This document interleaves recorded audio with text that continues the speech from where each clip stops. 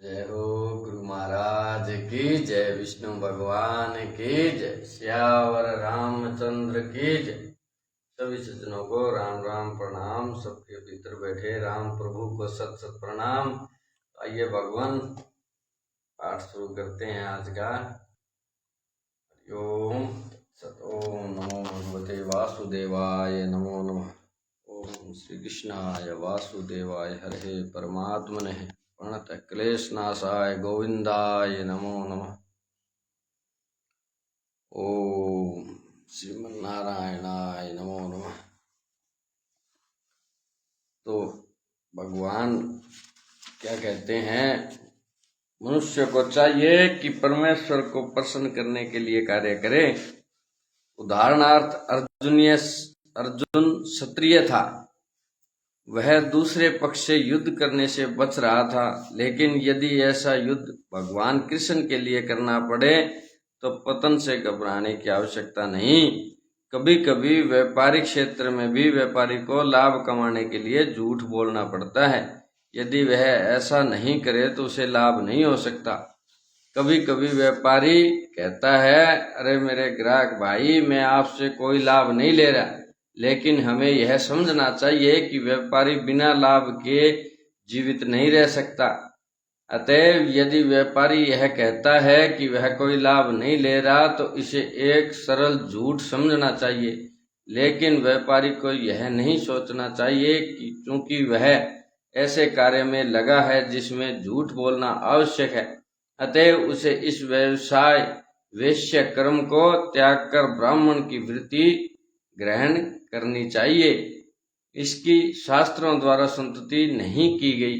चाहे कोई क्षत्रिय हो, वैश्य हो या शूद्र, यदि वह इस कार्य से भगवान की सेवा करता है तो कोई आपत्ति नहीं है। कभी कभी विभिन्न यज्ञों का संपादन करते समय ब्राह्मणों को भी पशुओं की हत्या करनी होती है, क्योंकि इन अनुष्ठानों में पशु की बलि देनी होती है। इसी प्रकार यदि क्षत्रिय अपने कार्य में लगा रहकर शत्रु का वध करता है तो उस पर पाप नहीं चढ़ता। तृतीय अध्याय में इन बातों की स्पष्ट एवं विस्तृत व्याख्या हो चुकी है। हर मनुष्य को यज्ञ के लिए अथवा भगवान विष्णु के लिए कार्य करना चाहिए। हरिओम। निजी इंद्रिय तृप्ति के लिए किया गया कोई भी कार्य बंधन का कारण है। निष्कर्ष यह निकला कि मनुष्य को चाहिए कि अपने द्वारा अर्पित विशेष गुण के अनुसार कार्य में प्रवृत्त हो और परमेश्वर की सेवा करने के लिए ही कार्य करने का निश्चय करे। प्रत्येक उद्योग प्रयास किसी न किसी दोष से आवृत होता है, जिस प्रकार अग्नि धुएं से आवृत रहती है। अतएव हे कुंती पुत्र, मनुष्य को चाहिए कि स्वभाव से उत्पन्न कर्म को भले ही वह दोषपूर्ण क्यों न हो, कभी त्यागे नहीं। बद्ध जीवन में सारा कर्म बौद्धिक गुणों से दूषित रहता है।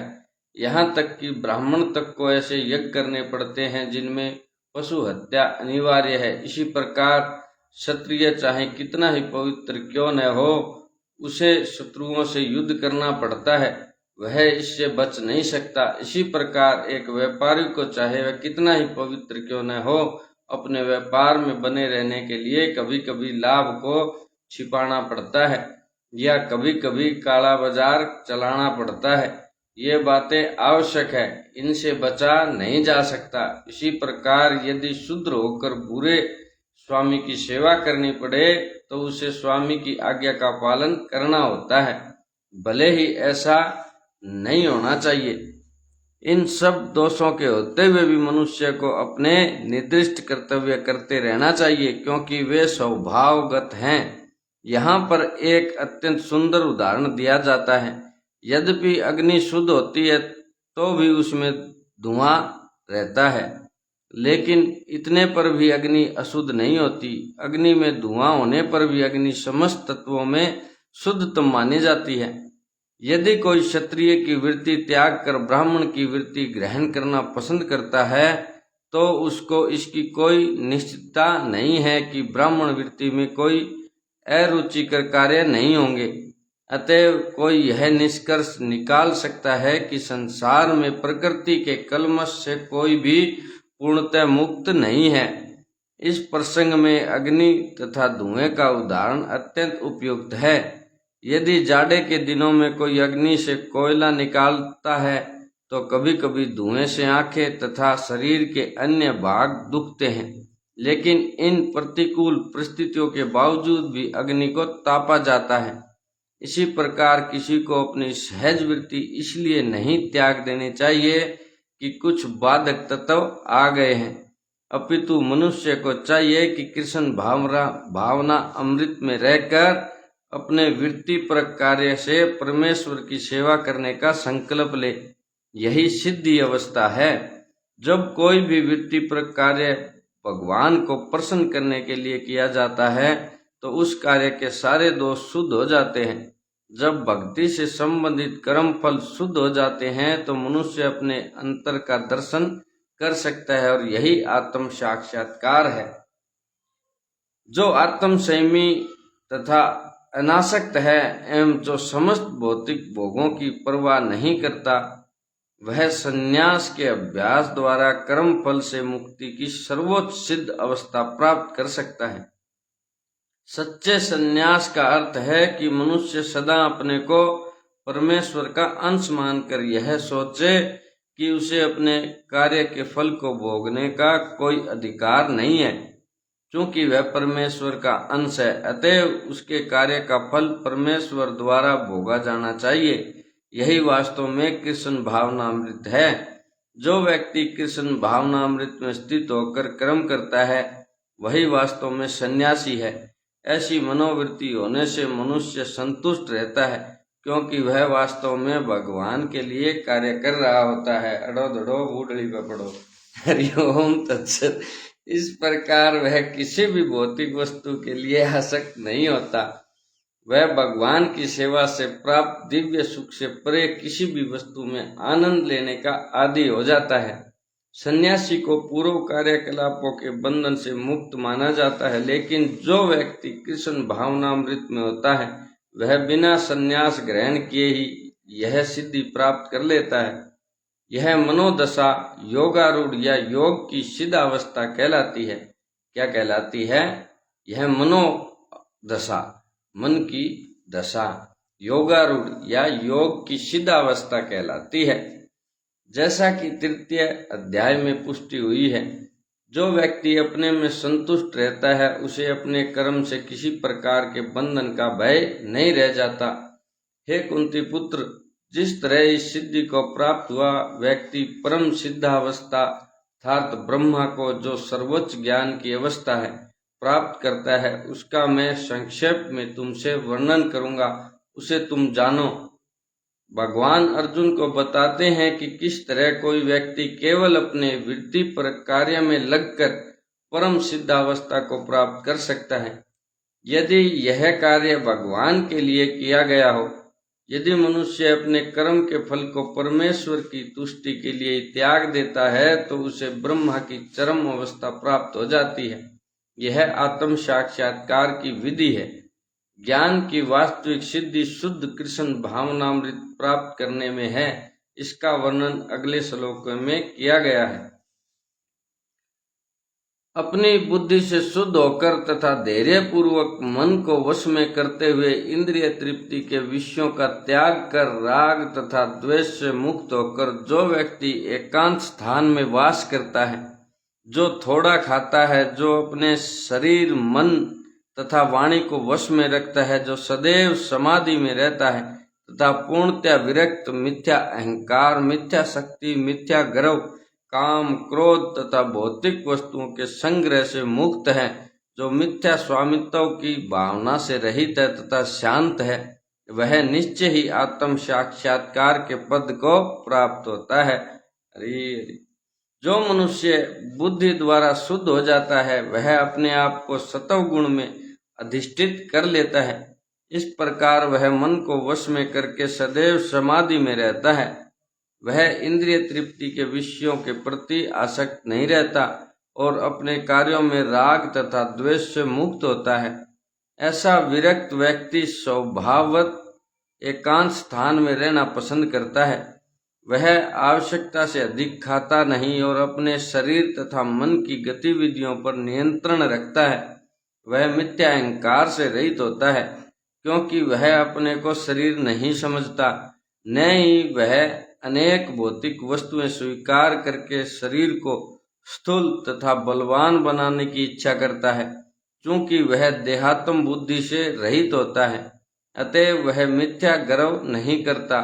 भगवत कृपा से उसे जितना कुछ प्राप्त हो जाता है उसी से वह संतुष्ट रहता है और इंद्रिय तृप्ति न होने पर कभी क्रुद्ध नहीं होता, न ही वह इंद्रिय विषयों को प्राप्त करने के लिए प्रयास करता है।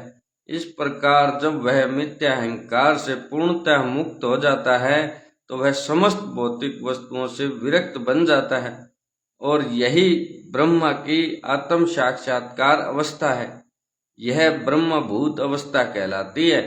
जब मनुष्य देहात्म बुद्धि से मुक्त हो जाता है तो वह शांत हो जाता है और उसे उत्तेजित नहीं किया जा सकता। इसका वर्णन भगवत गीता में इस प्रकार हुआ है। जो मनुष्य इच्छाओं के अनवरत प्रवाह से विचलित नहीं होता, जिस प्रकार नदियों के जल के निरंतर प्रवेश करते रहने और सदा भरते रहने पर भी समुद्र शांत रहता है, उसी तरह केवल वही शांति प्राप्त कर सकता है, वह नहीं जो ऐसी इच्छाओं की तुष्टि के लिए निरंतर उद्योग करता रहता है। इस प्रकार जो दिव्य पद पर स्थित है वह तुरंत पर ब्रह्मा का अनुभव करता है और पूर्णतः प्रसन्न हो जाता है। वह न तो कभी शोक करता है, न किसी वस्तु की कामना करता है। वह प्रत्येक जीव पर समभाव रखता है। उस अवस्था में वह मेरी शुद्ध भक्ति को प्राप्त करता है। निर्विशेषवादी के लिए ब्रह्मभूत अवस्था प्राप्त करना अथवा ब्रह्मा से तादात्कार होना परम लक्ष्य होता है, लेकिन साकारवादी शुद्ध भगत को इससे भी आगे चलकर शुद्ध भक्ति में प्रवृत्त होना होता है। इसका अर्थ हुआ कि जो भगवत भक्ति में रत है वह पहले ही मुक्ति की अवस्था, जिसे ब्रह्मभूत या ब्रह्मा से तादात्म्य कहते हैं, प्राप्त कर चुका होता है। परमेश्वर या परब्रह्मा से तादात्कार हुए बिना कोई उनकी सेवा नहीं कर सकता। परम ज्ञान होने पर सेव्य तथा सेवक में कोई अंतर नहीं रह सकता। फिर भी उच्चतर आध्यात्मिक दृष्टि से अंतर तो रहता ही है। देहात्म बुद्धि के अंतर्गत जब कोई इंद्रिय तृप्ति के लिए कर्म करता है तो दुख का भागी होता है, लेकिन परम जगत में शुद्ध भक्ति में रत रहने पर कोई दुख नहीं रह जाता। कृष्ण भावना भावित भगत को न तो किसी प्रकार का शोक होता है, न आकांक्षा होती है। ईश्वर चूंकि पूर्ण है, अतएव ईश्वर में सेवारत जीव भी कृष्ण भावना में रहकर अपने में पूर्ण रहता है।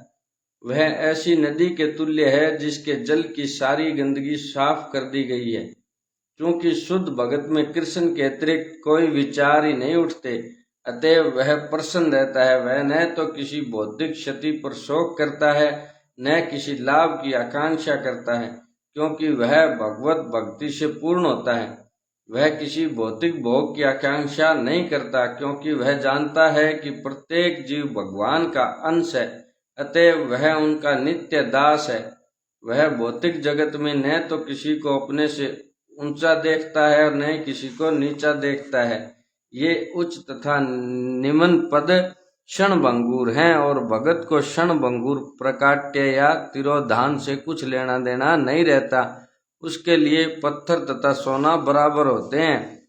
यह ब्रह्मभूत अवस्था है जिसे शुद्ध भगत सरलता से प्राप्त कर लेता है। उस अवस्था में परब्रह्मा से तादात्म्य और अपने व्यक्तित्व का विलय नारकीय बन जाता है। स्वर्ग प्राप्त करने का विचार मृग तृष्णा लगता है और इंद्रियां विषय दंत विहीन सर्प की भांति प्रतीत होती हैं। जिस प्रकार विष दंत विहीन सर्प से कोई भय नहीं रह जाता, उसी प्रकार स्वतः संयमित इंद्रियों से कोई भय नहीं रह जाता। यह संसार उस व्यक्ति के लिए दुखमय है जो भौतिकता से ग्रस्त है, लेकिन भगत के लिए समग्र जगत वैकुंठ तुल्य है। इस ब्रह्मांड का महान से महानतम पुरुष भी भगत के लिए एक शूद्र चींटी से अधिक महत्वपूर्ण नहीं होता। ऐसी अवस्था भगवान चैतन्य की कृपा से प्राप्त हो सकती है, जिन्होंने इस युग में शुद्ध भक्ति का प्रचार किया। केवल भक्ति से मुझ भगवान को यथारूप में जाना जा सकता है।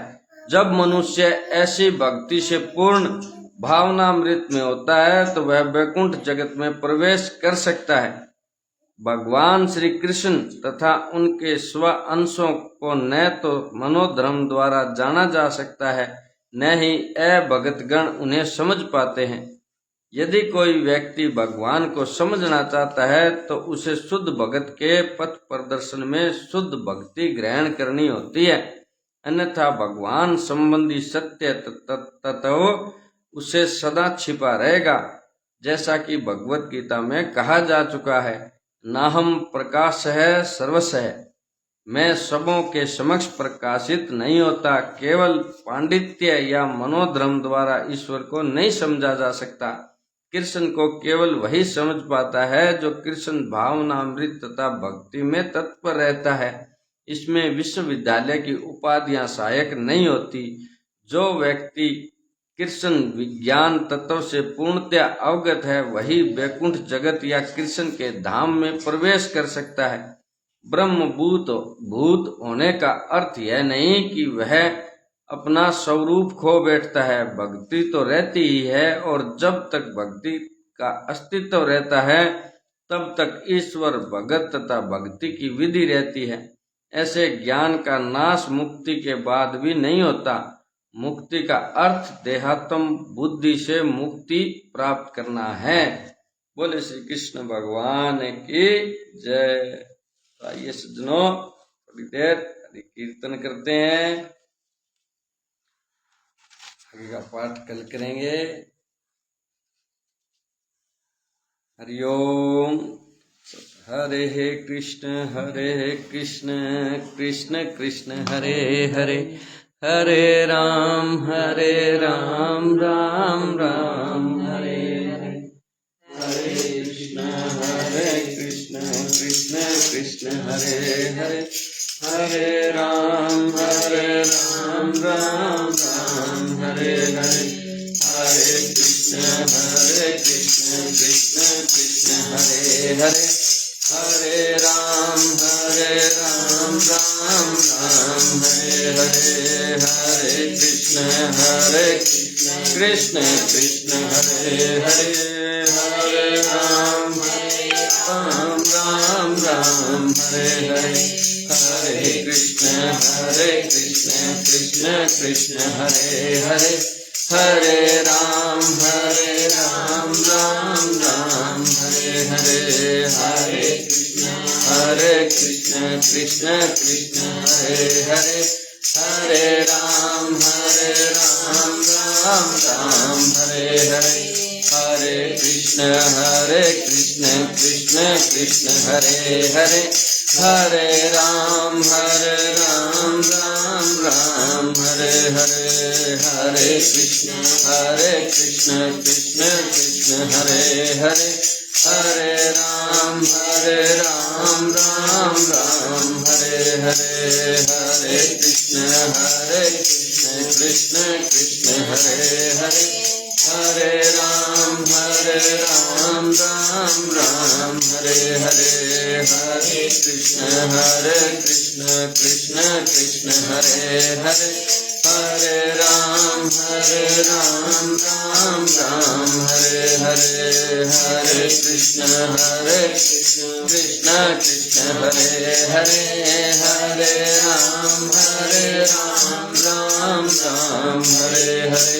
हरे कृष्ण कृष्ण कृष्ण हरे हरे, हरे राम राम हरे हरे। हरे कृष्ण कृष्ण कृष्ण हरे हरे, हरे राम राम हरे हरे। हरे कृष्ण कृष्ण कृष्ण हरे हरे, हरे राम राम हरे हरे। हरे कृष्ण कृष्ण कृष्ण हरे हरे, हरे राम राम राम हरे हरे, हरे कृष्ण कृष्ण कृष्ण हरे हरे, हरे राम राम राम हरे हरे, हरे कृष्ण कृष्ण कृष्ण हरे हरे, हरे राम राम राम हरे हरे, हरे कृष्ण कृष्ण कृष्ण हरे हरे, हरे राम राम राम हरे हरे, हरे कृष्ण कृष्ण कृष्ण हरे हरे, हरे राम राम राम हरे हरे, हरे कृष्ण कृष्ण कृष्ण हरे हरे, हरे राम राम राम हरे हरे। बोले श्री कृष्ण भगवान की जय, श्यावर रामचंद्र की जय हो, महाराज की जय हो, बालाजी महाराज की जय हो, जय करा वीर बजरंगी, हर हर महादेव। हरिओम तत्सत। सबका कल्याण हो भगवान सदा ही जय हो। हरिओम तत्सत। जय हो श्रीमन नारायण।